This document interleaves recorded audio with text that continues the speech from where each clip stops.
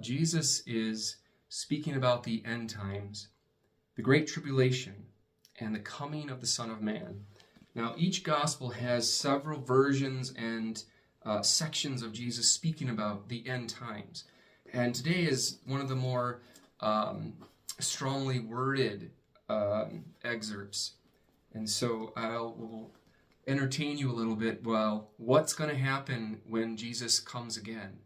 You know, this could happen in our lifetime, and we have to be ready for it. And so he's asked about when these things are going to happen, and he speaks. I'm paraphrasing a little bit here. When you see Jerusalem surrounded by armies, know that its desolation is at hand. Then those in Judea must flee to the mountains. Let those within the city escape from it, and let those in the countryside not enter the city. For these are days that are the time of punishment, when all scriptures are fulfilled. Woe to pregnant women and nursing mothers in those days, for a terrible calamity will come upon the earth, and a wrathful judgment upon this people. They will fall by the edge of the sword and be taken as captives to all the Gentiles, and Jerusalem will be trampled underfoot by the Gentiles until the times of the Gentiles are fulfilled. And so, friends, we are actually in this great tribulation. It began when when Jerusalem fell, which Jesus speaks about right away. Jerusalem was surrounded by Rome for, 5-6 decades. And in 70 AD, they finally crushed it. And they destroyed it, burned it, and every stone was laid, there wasn't a stone on top of a stone. They intentionally destroyed the entire armies. It probably took weeks and months to destroy all of Jerusalem and all the energy it took to take down these big buildings, because the temple was a huge building. It was a huge monumental effort to destroy everything, and it was not just done in a day. It was done over a long period of time until there was nothing left. Jesus says that's when they begin. So technically we are still in the tribulation. Furthermore, when all fled Jerusalem, they went up to the mountains. They literally went up to several mountains, and they were scattered to all the other nations. And the Lord speaks about the punishment. He says, woe to pregnant women and nursing mothers. So it was going to be very difficult, even for young families. Very difficult. And then he says, they will all fall by the edge of the sword and be taken as captives. So there was a lot of death, and they were taken as slaves, servants, to all the Gentiles, and trampled underfoot by the Gentiles until the times of the Gentiles are fulfilled. And so that's where we come in, is that we are all the nations outside of Jerusalem. And the time that's being fulfilled has not been fulfilled yet. We're still living in those times. We're waiting the descension of our Lord as well, his second coming. Then it goes to like part 2. So Jesus talks about how bad it's going to be. And then he shifts gears a little bit and speaks about the coming of the Son of Man. There will be signs in the sun, the moon, and the stars, and on earth nations will be in dismay, perplexed by the roaring of the sea and the waves. So there's going to be signs in the sun, there's comets, there's tsunamis. People will die of fright in anticipation of what is coming to the world. When they start seeing the signs that are unexplainable, whether it's signs in the sun, in the sky, earth, nations will be in dismay. There'll be so much chaos that people will kind of realize that this is cataclysmic and its origin is divine, meaning what's going on is from the heavens. And then there's 3 last verses. People will die of fright in anticipation of what's coming.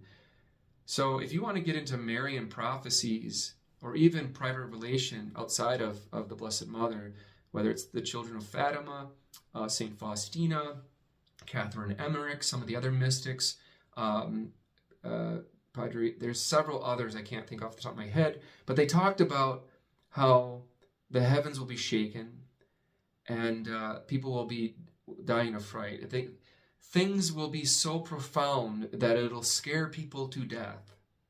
That's what Die of Fright means. And he says, the heavens will be shaken. And then they will see the Son of Man coming in a cloud with power and great glory. And so this is the dissension. This is the second coming. This is how it's going to be. There's going to be crazy things in the sky. There's going to be crazy things going on the earth. People are dying of fright. There's going to be chaos. I mean, probably wars and lots of looting and people hiding. It's not good. But the end is near at hand, which I'm looking forward to that. Actually, I work tirelessly every day with my other brother priests. We sacrifice our lives in every second of it, and we give sacrifice daily in prayer and at the Mass for the salvation of souls and the conversion of sinners. So our lives is a grind. Our lives we're kind of looking forward to this. I hate to say it that way, but I pray for people to be ready. So that's why I do these videos. I hope and pray people take these words seriously. Go to confession, have a prayer life, go to church, go to Mass, take it seriously, get ready. Don't be caught off guard. It's going to happen. Take my word for it. Don't chance it. Don't risk it. And he ends with this. Jesus says, "And they will see the Son of Man coming in a cloud with power and great glory. But when these signs begin to happen, stand erect and raise your heads, because your redemption is at hand." You'll have to look up. Everyone will be looking up to the skies, and our redemption is at hand. This is at the heart of the gospel of the Great Tribulation and the coming of the Son of Man, is that it's about getting ready for what's to come. Scriptures, and this is one of probably 36 areas in the Old Testament and New Testament where Jesus is warning us. So I'm continuing his words. I'm trying to emphasize these things are prophesied to happen.